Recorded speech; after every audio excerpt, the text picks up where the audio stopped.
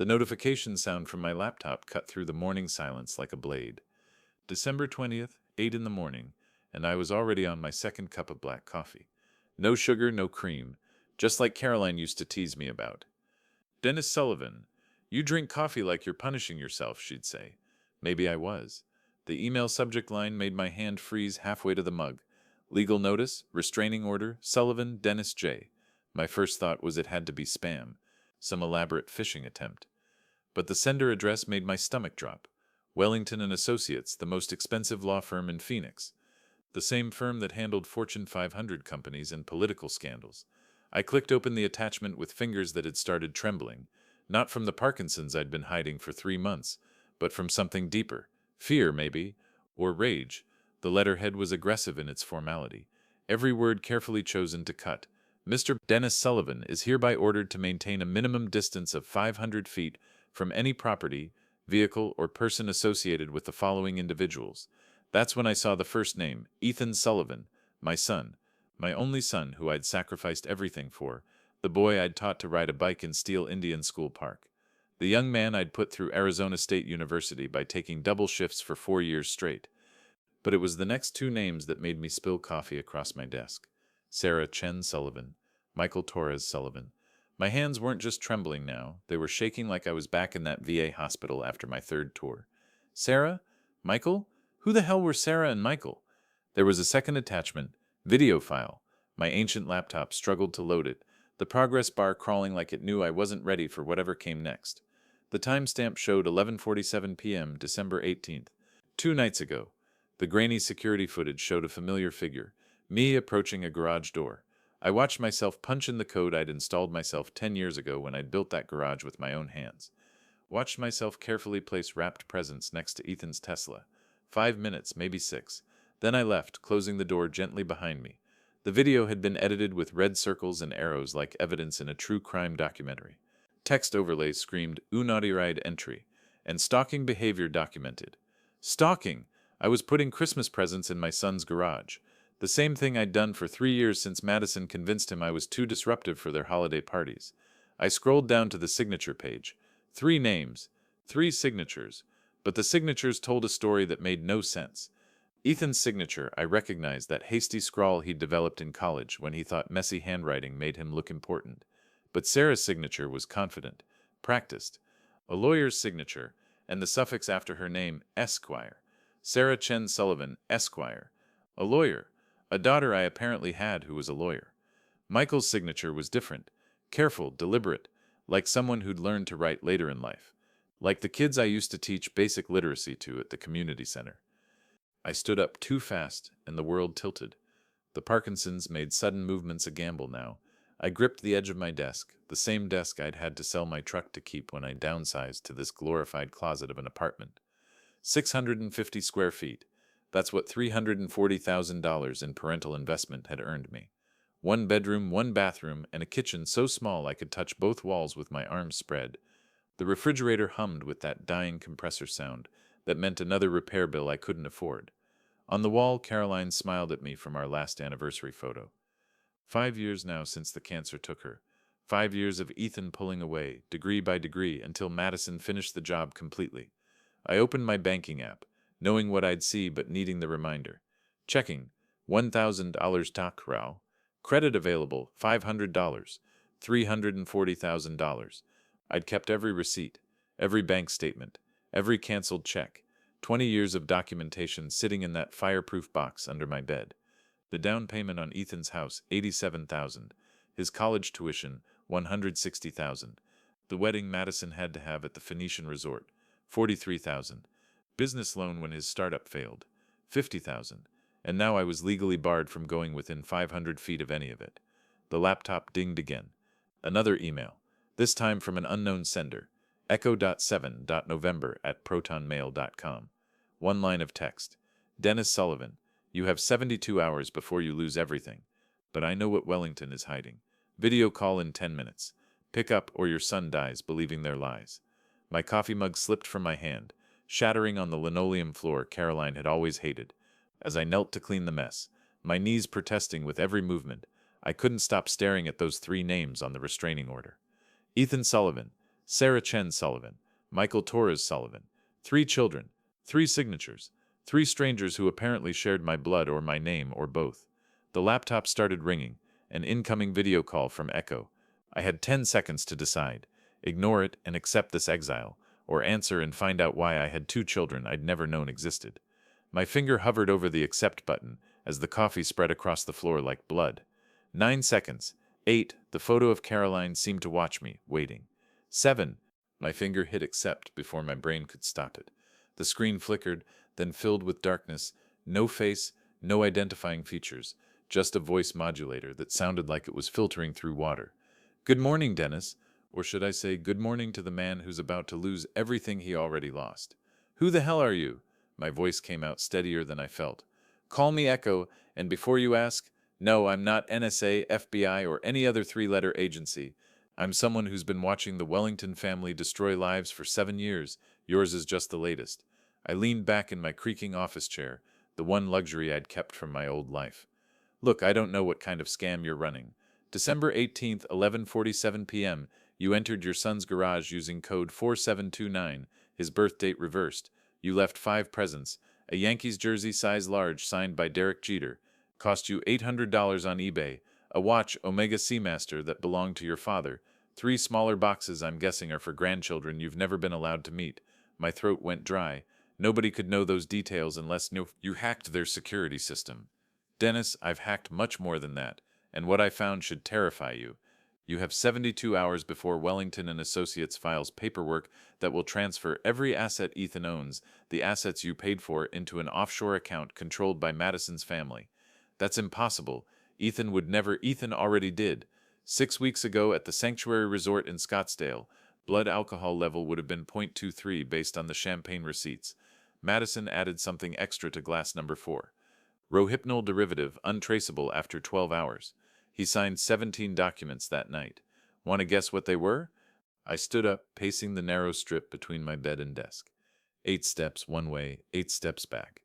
Even if that's true, Madison's just some trust fund princess who...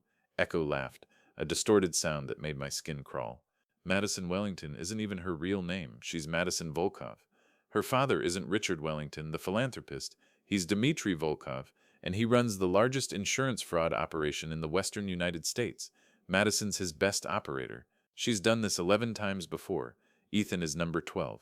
The room started spinning, and not from the Parkinsons. I grabbed the desk edge. You're lying. Check your door. I stumbled to my apartment door. A small package sat on the worn welcome mat. No delivery person in sight. Inside was a USB drive, black, unmarked except for a small symbol that looked like a phoenix. Plug it in, Echo commanded. Against every instinct, I did. My laptop screen exploded with files. Financial documents, photographs, audio recordings. The first photo made me stop breathing. Madison at what looked like a training facility, assembling a rifle with military precision. The timestamp showed 2018, 2 years before she met Ethan. Keep scrolling. The next file was an audio recording. Madison's voice, crystal clear. The old man's almost tapped out. Another 6 months and we'll have everything transferred.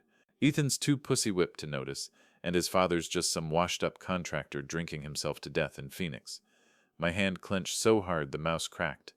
That was recorded 3 days ago, Echo said, in your son's bedroom, while he was passed out next to her. Why are you telling me this? What do you want? What I want is Wellington destroyed. What you want is your son back. These goals align. But Dennis, you need to understand something. This is bigger than just Ethan. Sarah Chen Sullivan, the daughter you supposedly have. She's real. Your girlfriend from Fort Hood, 1996. Jennifer Chen. She died in childbirth. The baby survived. Wellington has been using Sarah as leverage, made her work for them by threatening to destroy you if she didn't comply. Fort Hood. Jenny.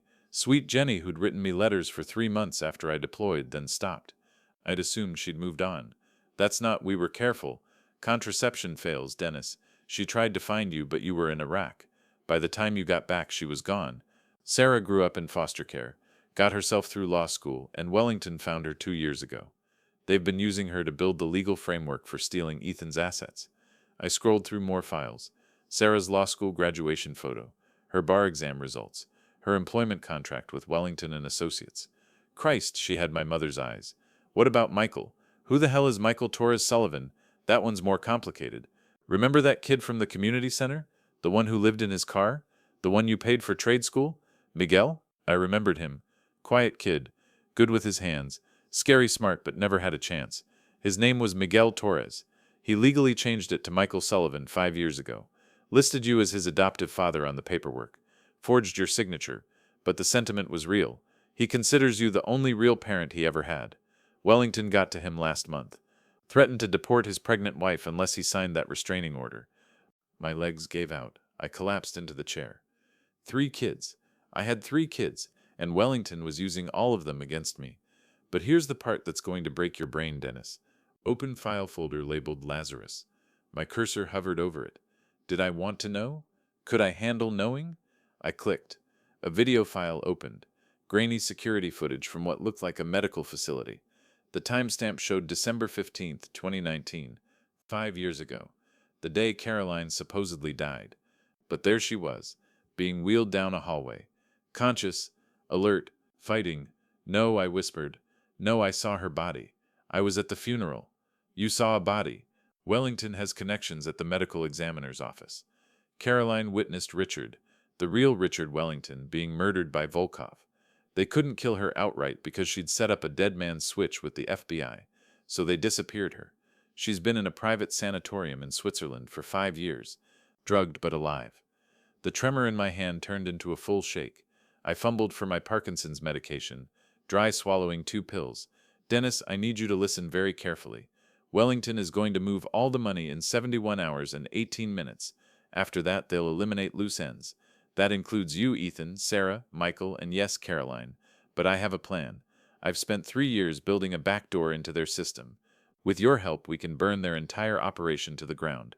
Why do you need me? You're the hacker. Because I need someone on the inside. Someone with nothing left to lose and everything to gain. Someone who knows construction, demolition, and has the kind of righteous anger that won't quit. Also, Echo paused. I need someone Caroline trusts. How do you know Caroline? That's not important right now. What's important is that in folder 3 you'll find architectural plans for the Wellington compound. Note the basement. Note the panic room. Note the server farm that contains evidence on over 300 insurance fraud cases totaling $500 million. I studied the blueprints. The construction was sloppy, corners cut everywhere. Typical mob construction, all show, no substance. Their fire suppression system is garbage, one electrical surge in the right place. Now you're thinking, but we're not burning it down, Dennis. We're going to do something much worse. We're going to tell the truth. Every victim, every crime, every payoff, it's all in those servers. And in 70 hours, we're going to broadcast it to the world. What about my kids?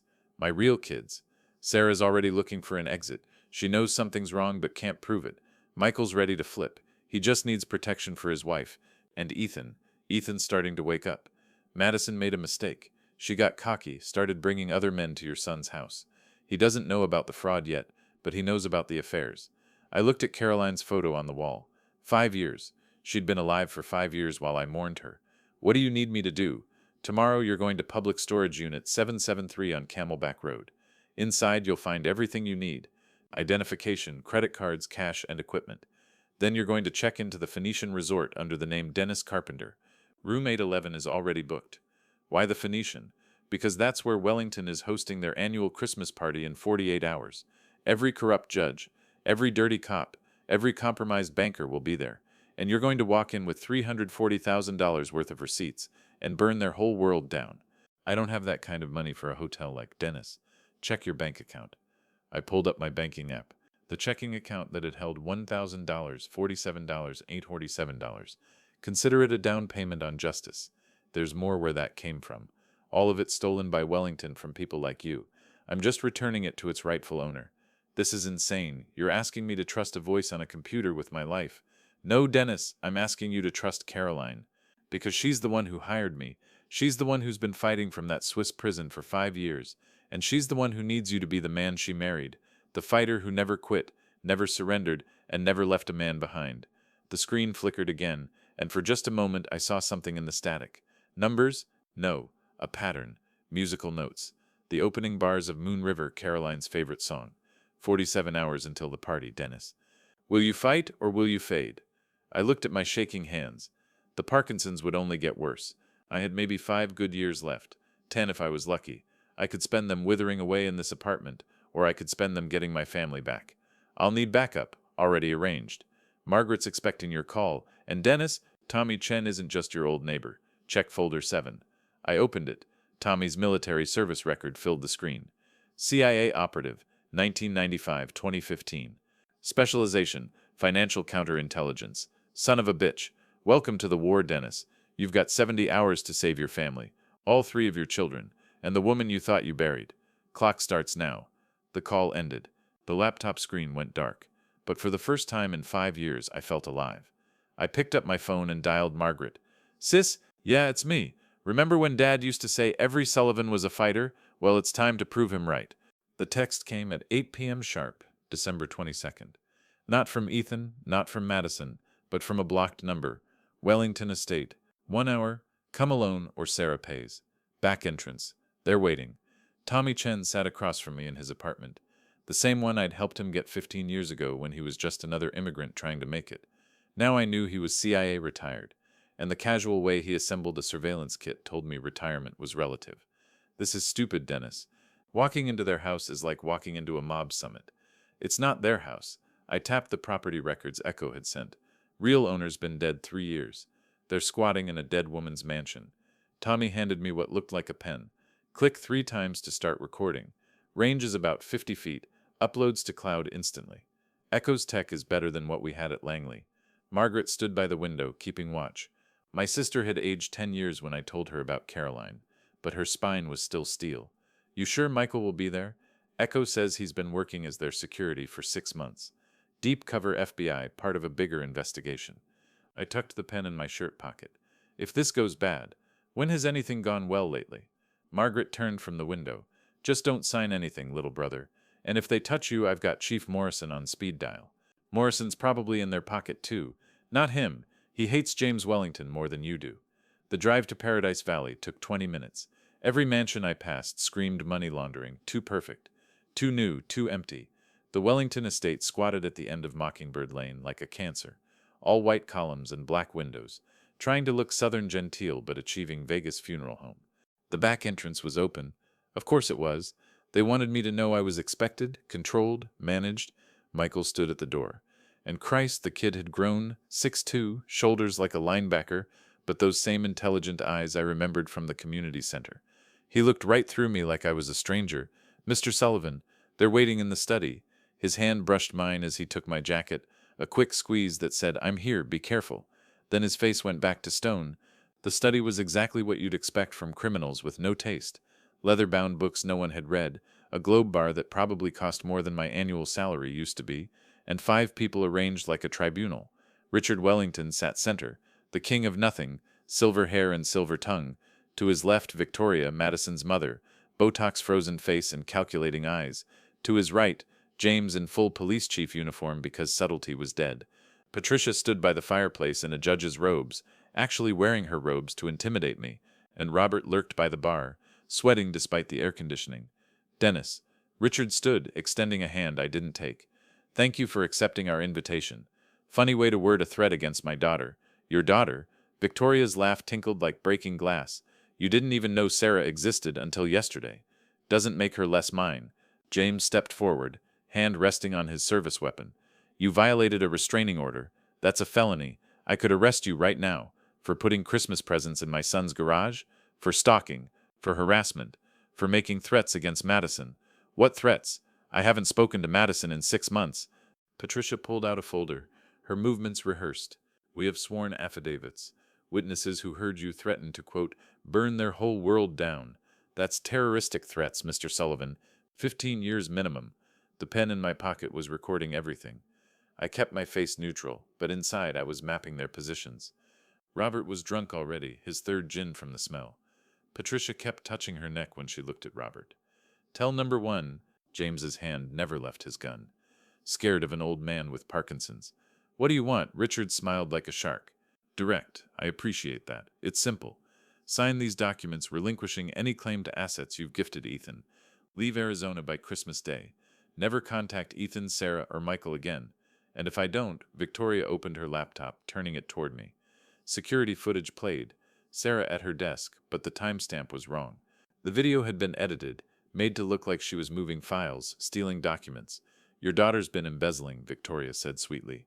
Nearly 200,000 from client trust accounts. Such a shame when lawyers lose their way. That's fabricated. Prove it. Patricia stepped closer. I've already signed the warrant. James has officers ready. She'll be arrested at her apartment in exactly, she checked her Cartier watch, 43 minutes. Unless the documents were already printed, waiting on the coffee table. 3 pages of legal surrender. Sign away my rights, my history, my children. I picked up the papers, pretending to read while actually watching their reflections in the globe bar's silver surface. Patricia's hand found Robert's behind Richard's back. Victoria was texting someone, probably Madison. James had moved to block the door. I'll need my reading glasses. Take your time. Richard poured himself scotch. We have 42 minutes. I patted my pockets, then turned to Michael. I left them in my jacket. Michael nodded, leaving to retrieve it.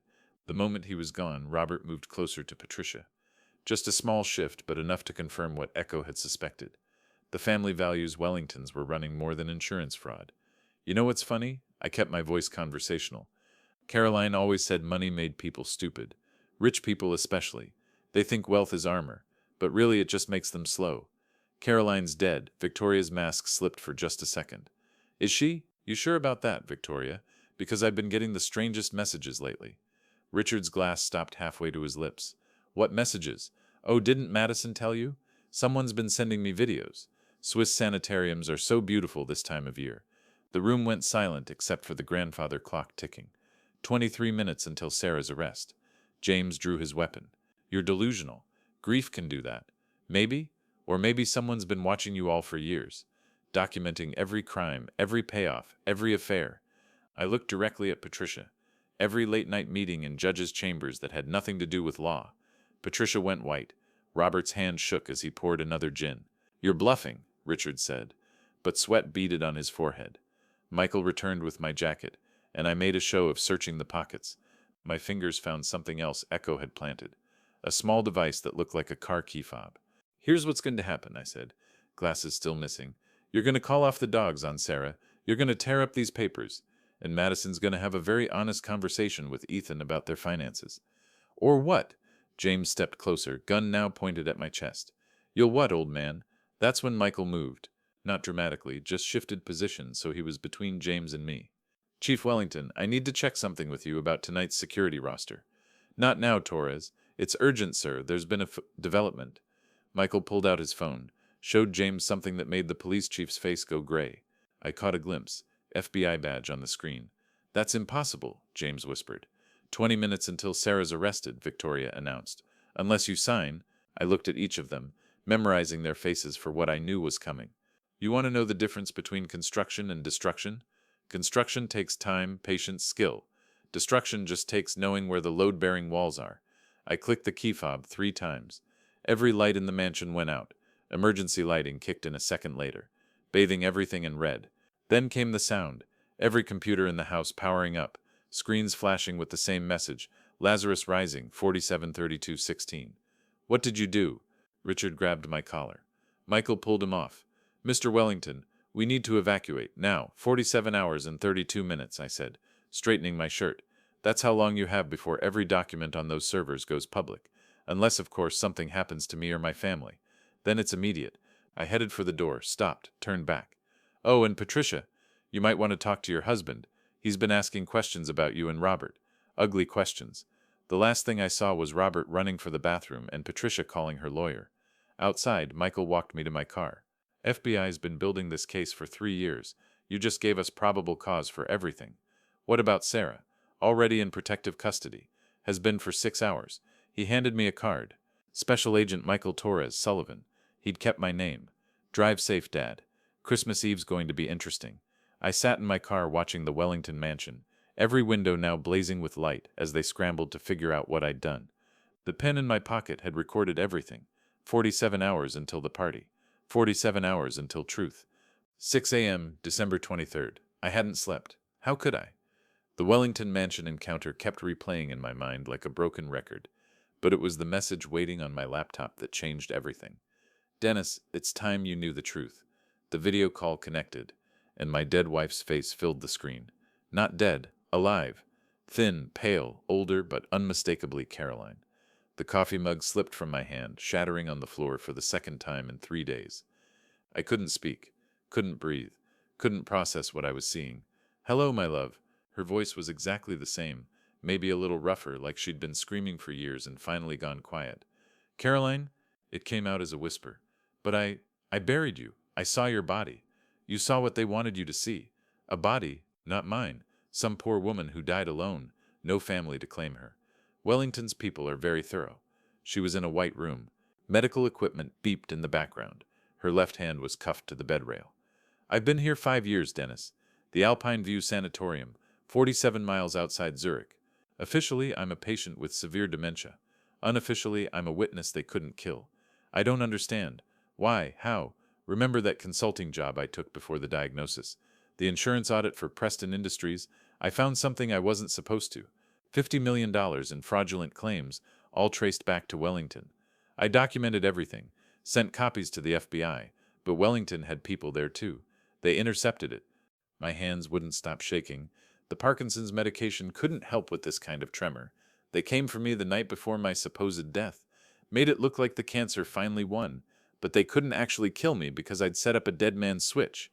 If I didn't check in every 72 hours, everything would automatically release. So they brought me here. Keep me drugged just enough to stay confused but conscious enough to enter the codes. 5 years, Caroline. 5 fucking years I've mourned you. I know, baby, I know. But I've been fighting. The drugs they give me, I've been tonguing them, spitting them out when they're not looking, building tolerance, and 6 months ago I finally got clear enough to make contact. Echo, your Echo. Not exactly. Echo is, well, it's complicated. You know how I always joked about backing up my brain to the cloud? Turns out Wellington's medical team actually did something similar. They've been recording my neural patterns, trying to crack my passwords, but what they actually did was create a digital ghost. Part AI, part me. Echo is what I would be if I was made of code instead of flesh.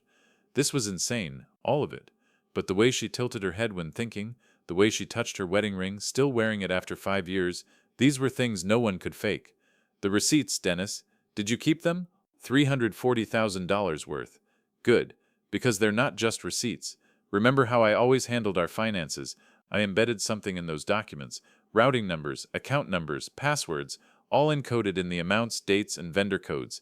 It's a map to every dirty dollar Wellington ever touched. Tommy's voice came from behind me. I hadn't heard him enter.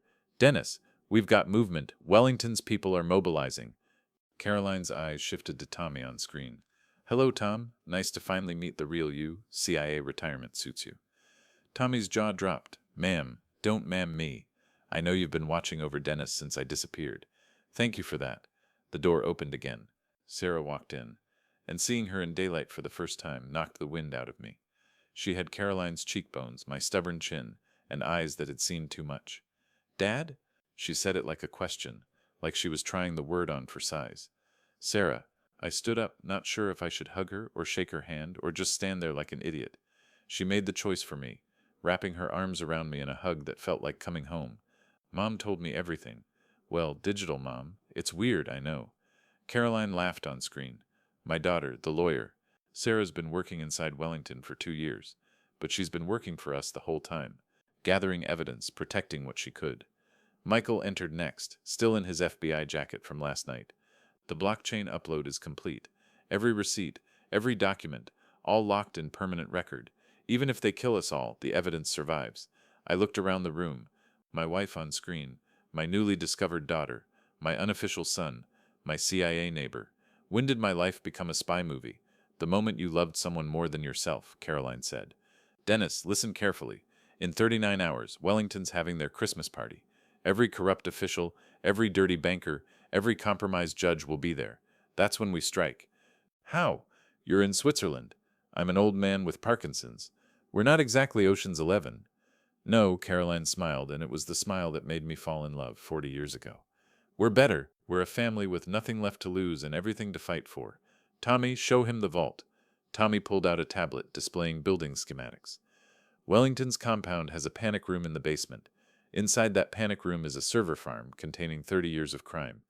But here's the beautiful part. It's all connected to the party's AV system. They're planning to show a tribute video to Richard at midnight. But we're going to show something else, Sarah added. Every crime, every victim, every payoff, live streamed to the world. And the best part? Michael grinned. It's all legal. I've got warrants ready, just waiting for probable cause. The moment that video plays, we can arrest everyone.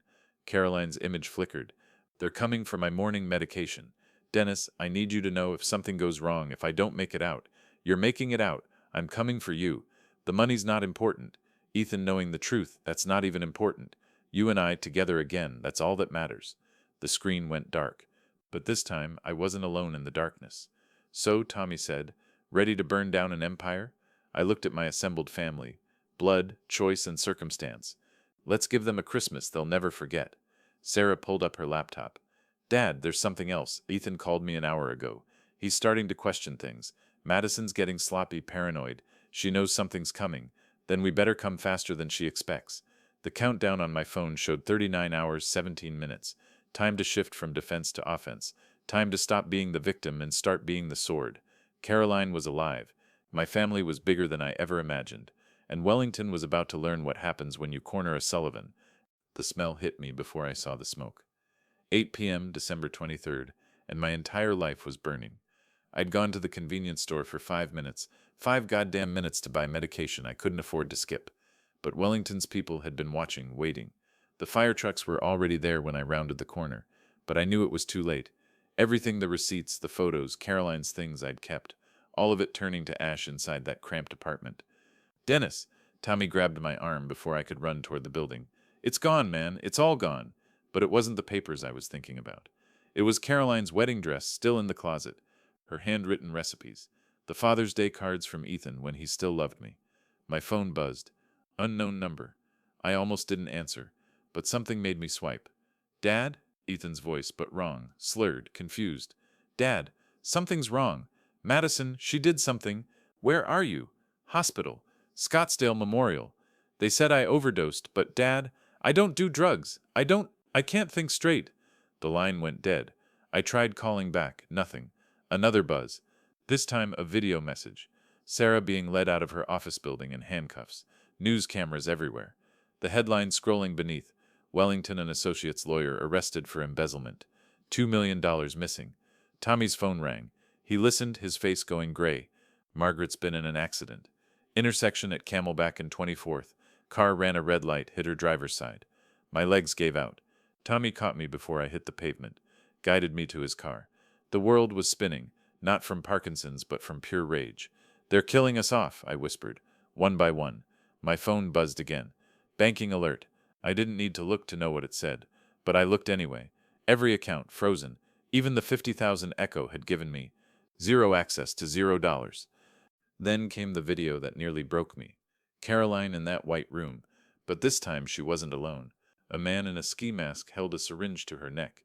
Her eyes were wide, terrified, but when she spoke, her voice was steady. Dennis, don't give in. Whatever they want, don't. The man pushed the plunger. Caroline's eyes rolled back, the video cut. I screamed, right there on the sidewalk, watching my apartment burn. I screamed until my throat went raw. 40 years of control, of staying strong, of being the rock, all of it crumbled. Dennis, Tommy's voice was quiet. We need to move, now. Police sirens getting closer. Not coming for the fire. Coming for me. We drove in silence to Tommy's backup location, a storage unit in Glendale he'd kept off the books. Inside looked like a CIA field office, computers, weapons, documents covering the walls. Talk to me, Tommy. What the hell is really happening? Tommy poured himself whiskey, downed it, poured another. Okay. Full truth? Richard Wellington died 7 years ago. Real death, car accident in Vermont. What you've been dealing with is a construct. A fiction. What? Dmitry Volkov. Russian Bratva. Old school mafia. He needed a way to wash $500 million from insurance fraud. Human trafficking, drugs, you name it. So he created the Wellington family. Actors mostly. Some true believers. Madison, she's his actual daughter, raised from birth for this exact purpose. You're telling me everyone is fake? Not everyone. James, the police chief, he's real, just bought and paid for. Patricia, too. But Richard, that's Viktor Petrov wearing a $20,000 mask. Victoria is ex-KGB, trained in psychological operations. My brain couldn't process it. How long have you known? 3 hours. My old handler at Langley just sent me the file. They've been tracking Volkov for 15 years, but he kept slipping away. This whole Wellington operation? It's his masterpiece. So my son married into the Russian mob. Your son got honey-trapped by one of the best operators in the business. Madison Volkov has done this 12 times. Ethan's lucky, the previous marks all died within 2 years. Another phone buzz. This time a news alert. My face on screen. Phoenix man wanted for financial terrorism. Consider armed and dangerous. Armed? I looked at my shaking hands. I couldn't even hold a coffee cup steady. They've got every cop in the city looking for you, Tommy said. Every judge is in their pocket. Media's painting you as a bitter old man who snapped after his son cut him off. What about Michael? FBI? Radio silent for 2 hours. Either he's deep cover or he's dead. Everything was falling apart. The plan, the evidence, the family I'd just found. All of it crumbling like my burning apartment. I should turn myself in. Maybe they'll kill you in holding. Make it look like suicide. Grieving widower couldn't handle the shame. My phone lit up one more time. A text message, just an address. Warehouse 47 South Mountain. Midnight, come alone. Bring nothing but the truth. Mine and me. Tommy studied the message. It's a trap. Everything's a trap now. You go there, you die. I thought about Caroline with that needle in her neck. Sarah in handcuffs. Ethan in a hospital bed. Poisoned by his own wife. Margaret broken in twisted metal because she was my sister. Maybe, but hiding here, I die anyway. At least this way, I die moving forward. Tommy opened a drawer, pulled out a Glock 19. You know how to use this? I was Army for 12 years, Tommy. That was 40 years ago. Some things you don't forget. I checked the magazine, chambered around. The weight felt wrong in my shaking hand, but familiar too. If I don't make it, you'll make it. If I don't, tell Ethan the truth, all of it. Dennis, promise me. I promise. I looked at the wall of evidence Tommy had assembled. None of it mattered now. The receipts were digital. Sure, but without Caroline's key codes, they were just numbers. Without the physical proof, no jury would believe it. It was 11:15, 45 minutes to get across the city to a warehouse that probably held my death. But Michael's message had said, bring nothing but the truth. And the truth was, I had nothing left to lose. Tommy, if this is Volkov, if everything is fake, then where's the real Wellington family? Tommy's face told me everything. All dead. All dead. 7 years ago. Made to look like accidents, suicides, overdoses. Volkov doesn't leave loose ends, which meant we were all loose ends now. 11:20. Time to go. Time to find out if my son, my blood son, my chosen son, was setting a trap or offering salvation. Warehouse 47 sat in the industrial wasteland of South Phoenix like a tomb waiting to be opened. Midnight, Christmas Eve, the Glock weighed heavy in my jacket as I pushed through the rusted door. What I found inside stopped me cold. 21 people sat in a circle of folding chairs lit by battery-powered lanterns. All ages, all backgrounds, but with the same haunted look in their eyes. The look of the officially dead. Welcome, Dennis. Michael stepped from the shadows. FBI badge nowhere to be seen. You're the last one. What is this? This is Lazarus, the Resurrection Project. He gestured to the group. Every person here was declared dead by Wellington. Suicide, accident, overdose, pick your tragedy. But Volkov doesn't like waste. He kept us alive as leverage, insurance, or just because he could. An elderly man stood up, thin as paper but with eyes that burned. When he spoke, my knees nearly buckled. Hello, Mr. Sullivan. I'm Richard Wellington, the real one. I studied his face. Without the plastic surgery, without the expensive suits, he looked nothing like the man who'd threatened me 2 nights ago. But there was something in his bearing, old money confidence even in worn clothes. You're supposed to be dead. For 7 years I have been. My wife, my children, all gone. Volkov took everything. My name, my fortune, my life. But he made one mistake. He kept me alive to sign documents when needed. Legal signatures that even his forgers couldn't quite match. A woman in her 30s spoke up. Jennifer Morris. I was an insurance investigator. Found the fraud, tried to report it. They staged my suicide, but kept me here. 5 years. One by one they shared their stories. A prosecutor who got too close. A journalist who asked the wrong questions. A banker who refused to launder money. All dead to the world. All very much alive in this warehouse. But why show me this now? I asked Michael. Because in 23 hours at the Wellington Christmas party, we're going to rise from the dead, all of us on live television. Richard Wellington stood again, steadier now. Mr. Sullivan, there's something you need to know about Madison. She's not evil. She's as much a victim as any of us. She poisoned my son. She followed orders she's been programmed to follow since birth. Volkov stole her when she was 3. Her mother, my wife, tried to stop him. He killed her for it. Madison doesn't even know her real name is Rebecca Wellington. The room spun. Madison was Rebecca Wellington, the real Wellington heir, raised by her parents' killer. I've watched her for 7 years through security feeds, Richard continued. She cries in her sleep, calls out for a mother she doesn't remember. Volkov broke her, rebuilt her as a weapon. But somewhere inside, my daughter still exists. Michael pulled out a laptop. Dennis, Caroline sent something. You need to see this. Caroline's face appeared on screen, clearer than before. Behind her stood a man I didn't recognize, tall, gray-haired, wearing a doctor's coat. Dennis, meet Dr. Marcus Brennan, the real doctor, not Volkov's puppet. He's been helping me tongue my medications for 2 years. The doctor nodded. Mr. Sullivan, your wife is remarkable. Despite the drugs, she's managed to maintain enough clarity to execute something extraordinary. Caroline smiled, that dangerous smile I remembered from when she'd outsmart contractors who tried to overcharge us. Remember how I always said receipts tell a story? Well, I've been writing a new one. Every financial transaction Volkov made, I've been tracking through the medical facility's billing system. This place is owned by one of his shell companies. But here's the beautiful part, she continued. 3 months ago, I gained access to their main server. I've planted something special, a virus that's been sleeping, waiting for one specific trigger phrase. Christmas receipts, I whispered. Exactly. When you say those words on any live stream platform with more than 1,000 viewers, the virus activates. Every dollar Volkov stole gets returned. Every victim gets compensated. And every crime gets reported to law enforcement agencies worldwide, the ones Volkov doesn't own. Michael opened another laptop showing a social media interface. We've set up accounts on everything. Facebook, YouTube, TikTok, Instagram, Twitter. Tomorrow night, 8 p.m., you're going live from Steel Indian School Park. While Volkov's at his party, while every corrupt official in Arizona is at his party, Richard corrected. They'll be toasting their success while we destroy them. An older woman I hadn't noticed before stood up. Mr. Sullivan, I'm Judge Catherine Morrison. The real Judge Morrison, Patricia Wellington, is my replacement. I've been here 3 years, but I still have friends in the federal system.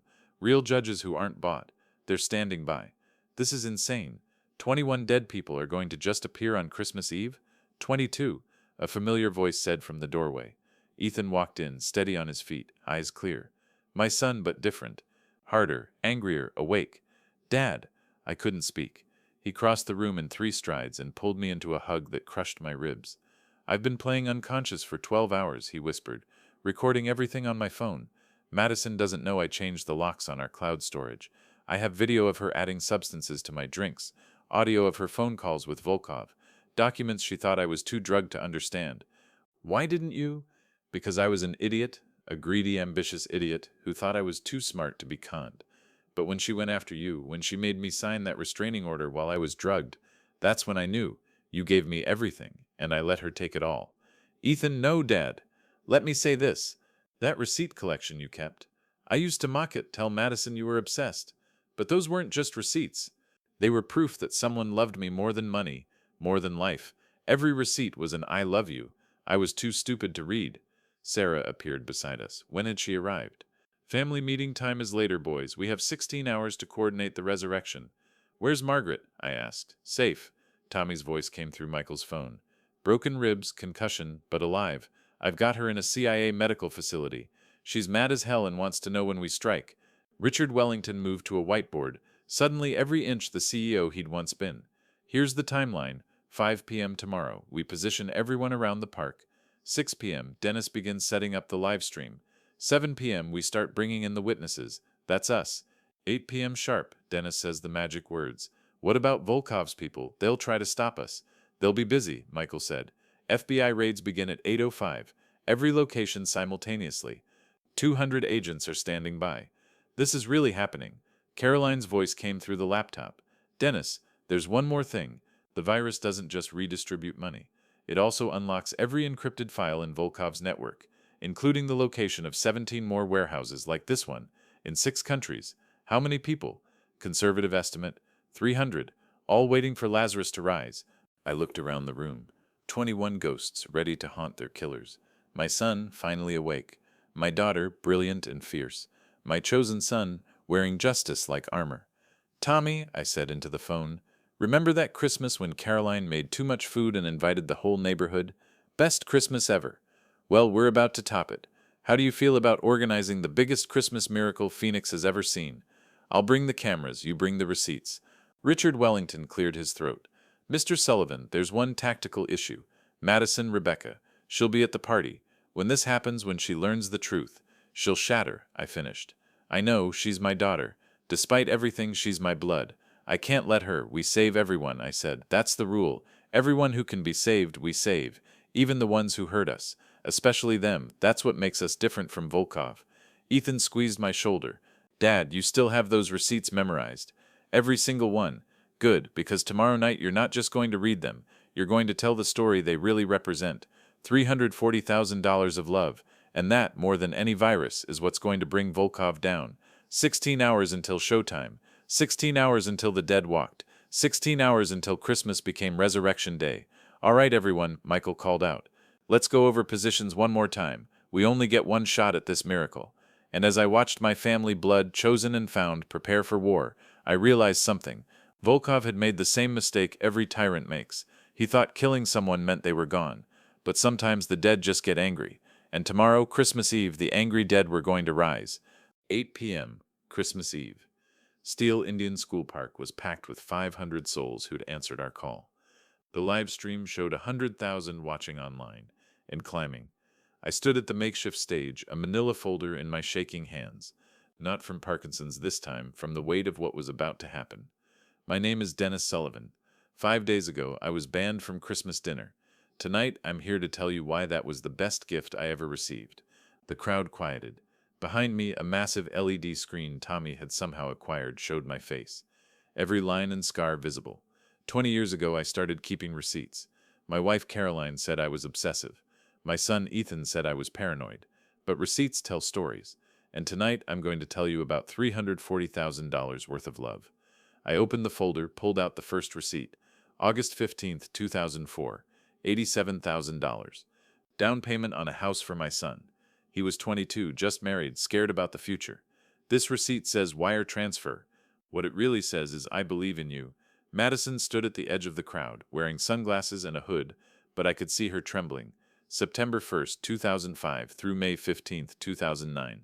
$160,000 in tuition payments. The receipt says Arizona State University. What it really says is your dreams matter more than my retirement. On the screen behind me, numbers started appearing.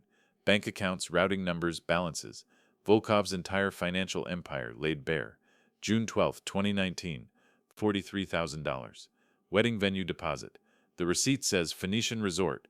What it really says is I want you to have the perfect day, even if I'm not invited to it. The crowd was silent now. Even the children had stopped fidgeting.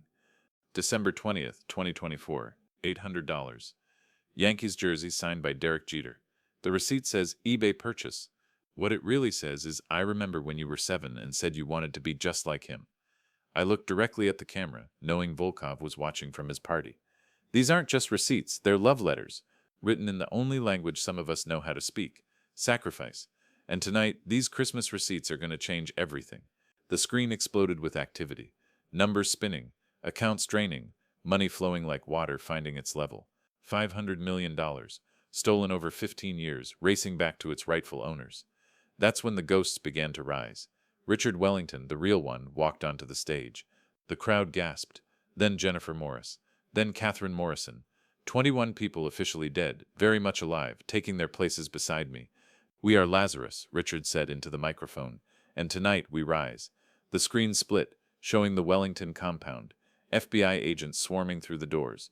Volkov being dragged out in handcuffs. His mask of Richard Wellington finally removed, revealing Victor Petrov's scarred face beneath. But the real shock came when James Wellington, the police chief, removed his uniform to reveal an Interpol badge. 3 years undercover, he announced to the cameras at the compound.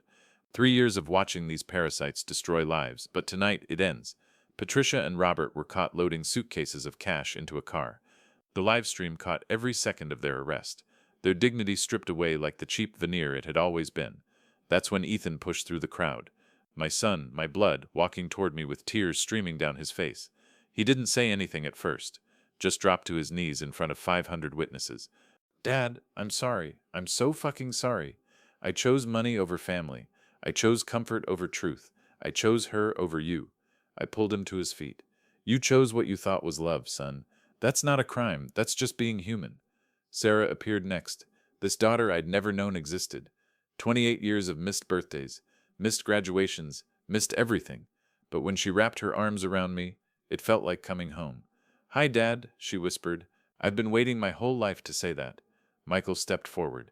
FBI badge retired for the night, just a young man who'd chosen his family. Mr. Sullivan, Dad, thank you, for seeing me when I was invisible, for believing I could be more than where I came from. But it was Madison who broke my heart. She stood alone, hood fallen back, tears destroying her perfect makeup.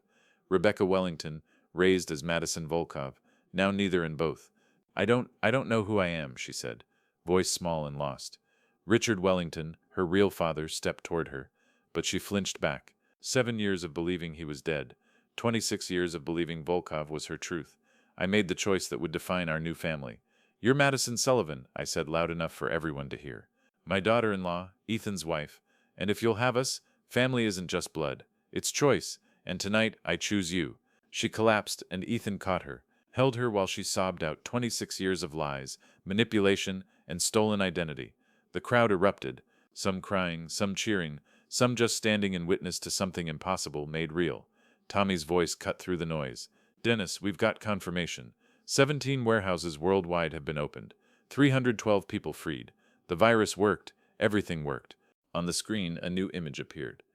Caroline in real time being wheeled out of the Alpine View Sanatorium by Swiss Federal Police. Alive, free, coming home. December 26th, Zurich, Switzerland. The medical facility smelled like antiseptic and false hope. But Caroline was real, sitting in a wheelchair, looking at me with eyes that held no recognition. I'm sorry, she said, voice gentle but confused. They tell me you're my husband, but I don't remember. The drugs they gave me, the doctors say the memory loss might be permanent. 5 years of torture had stolen 40 years of marriage. But looking at her, still beautiful at 62, still with that slight tilt to her head when thinking, I made a decision. Then we'll make new memories. I'm Dennis. I build things, I keep receipts, and I've been told I make terrible coffee. She laughed. God, that laugh. I'm Caroline. Apparently I'm good with computers and very bad at staying dead. Would you like to go home? I don't know where home is. That's okay, we'll build one together. 1 year later, Christmas Eve, 2025.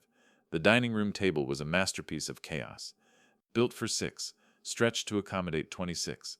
The core family, me, Caroline, Ethan, Madison, Sarah, and Michael, surrounded by the extended family of Lazarus survivors. Above us, the photo from last year's park gathering. 500 faces, some crying, some laughing, all free. The caption Caroline had chosen. The real receipt, family. Margaret, fully recovered, was arguing with Tommy about whether Die Hard was a Christmas movie.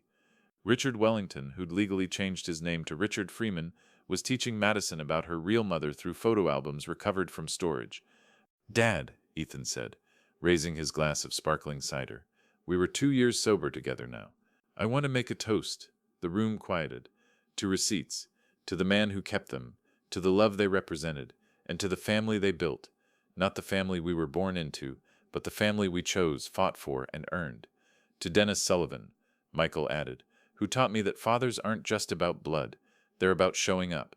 To Dad, Sarah said, who I didn't meet until I was 28, but who'd been saving a place for me all along. Madison stood, still fragile but stronger every day. To the man who saw past the monster I was trained to be, to the daughter I could choose to become. Caroline squeezed my hand under the table. She didn't remember our first wedding, but we'd had a second one 6 months ago. Smaller, quieter, but somehow more real. To Dennis, she said, who loved me enough to let me fall in love with him twice. I looked around the table at this impossible, beautiful, chaotic family, built from ashes and receipts and stubborn love. To all of us, I said, to the dead who rose, to the lost who were found, to the family we built from the ruins of the one they tried to steal, and to Christmas, not the one we planned, but the one we earned. Outside, snow began to fall, rare for Phoenix, impossible really, but then again we'd made a career out of impossible things. On the wall next to the photo hung a single framed receipt, the last one, December 24th, 2024, $1, paid to the city of Phoenix for the permit to hold a gathering in Steele Indian School Park. At the bottom, in Caroline's new handwriting, she'd added, the receipt for everything that mattered. The doorbell rang. 2 more Lazarus survivors from the Houston warehouse, arriving just in time for dessert. We added 2 more chairs. We always had room for more chairs, because family, real family, never stops growing. And somewhere in Switzerland, in a maximum security prison, Dmitry Volkov was spending his first of many Christmases alone, watching his empire become our foundation. The receipts, all $340,000 worth, had been donated to start the Lazarus Foundation. We'd helped 60 families so far. By next Christmas, we planned to triple that. I pulled Caroline closer, kissed the top of her head. She didn't remember our first kiss, but she said the second first kiss was better anyway. "Merry Christmas, Dennis," she whispered. "Merry Christmas, Caroline." The end, but really just the beginning.